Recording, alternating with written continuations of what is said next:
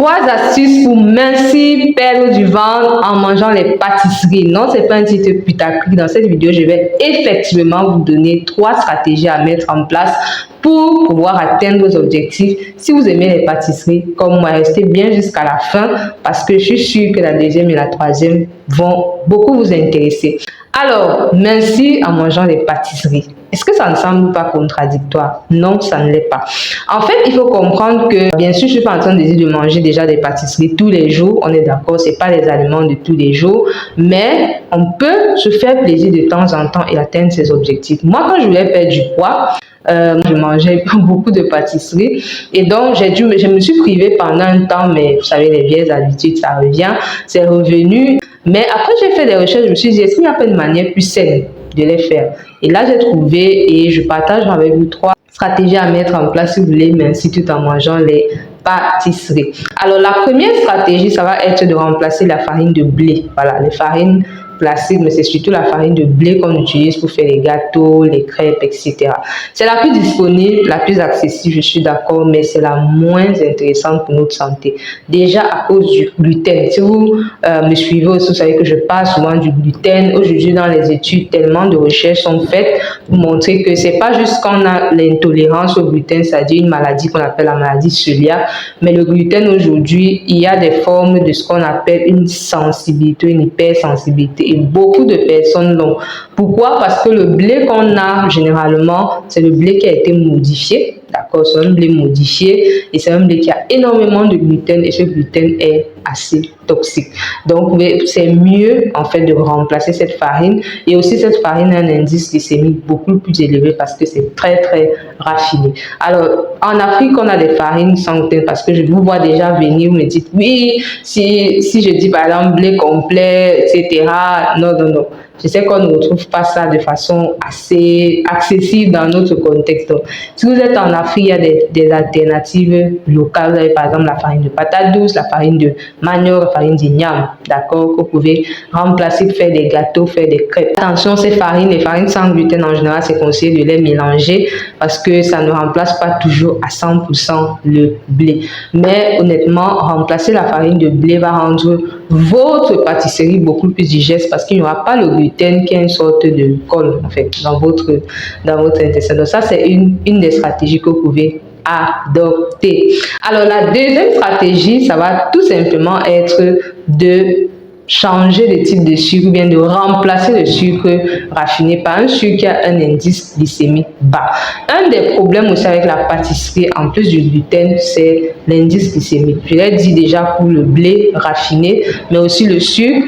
Les deux mélangés et parfois d'autres ingrédients qu'on ajoute, ça va faire monter notre taux de sucre dans le sang, créer des résistances à l'insuline, déséquilibrer notre microbiote qui est pourtant notre ami pour notre santé, pour notre minceur. Donc, ce que vous devez faire, ce que vous pouvez faire comme stratégie, c'est de remplacer le sucre raffiné et même le sucre blanc. Voilà, le sucre blanc, le sucre complet, je suis désolée, mais c'est toujours un sucre qui a un indice glycémique assez élevé. Remplacez ça par des sucres qui ont un indice glycémique plus bas. Alors, je vous vois déjà aussi venir pour me dire, oui, mais docteur, ça coûte cher, etc. À vous de voir, d'accord? Vous avez une alternative plus accessible en Afrique, peut-être, mais voilà, peut-être c'est le goût qui peut poser problème, c'est le miel est un peu plus intéressant, c'est vrai que ça a plus de fructose, etc., mais vous n'avez pas besoin de grosses quantités dans les pâtisseries. Maintenant, vous pouvez utiliser le miel, par exemple le miel blanc, voilà, qui est un peu moins fort en termes de goût, mais le miel, je sais que c'est l'alternative qu'on retrouve le plus en Afrique. Son indice glycémique est quand même un peu moins élevé que celle du sucre et puis bon, c'est plus naturel, on va le dire. Mais s'il faut vraiment parler d'indice glycémique bas, il y a le sucre du coco. Le sucre de coco a un indice glycémique bas et ça a aussi quelques nutriments, donc c'est une alternative aussi très intéressante. Si vous savez comment faire le sucre de coco, ou bien vous avez accès au sucre de coco, n'hésitez pas à l'ajouter. Maintenant, il y a aussi la stevia qu'on retrouve particulièrement au Cameroun. Moi, j'ai travaillé sur la stevia au Cameroun. Mais le problème de la stevia, c'est l'arrière-goût amer. Donc, je vous recommande pas beaucoup cette alternative. Vous pouvez utiliser des alternatives comme il y a d'autres alternatives qu'on retrouve beaucoup plus dans les supermarchés. Si vous n'y êtes pas familier, voilà. allez peut-être sur du miel. D'accord? Et si vous voulez savoir comment bien composer ces pâtisseries, même avec le miel, il y a un lien sur un atelier sur les pâtisseries diététiques à l'africaine. N'hésitez pas à cliquer, c'est le premier lien en description. La troisième stratégie qui est aussi très intéressant et qui, comme je l'ai dit, je crois va beaucoup vous intéresser, c'est d'ajouter des ingrédients qui apportent des fibres, c'est d'ajouter des ingrédients qui vont un peu ralentir la vitesse d'absorption du sucre, et je parle là bien évidemment des fruits. D'accord? Faire votre pâtisserie par exemple en mettant des morceaux de fruits, pas des jus mais des morceaux de fruits, ça peut aider, d'accord, à ajouter des fibres, ça peut aider quelque part à ralentir.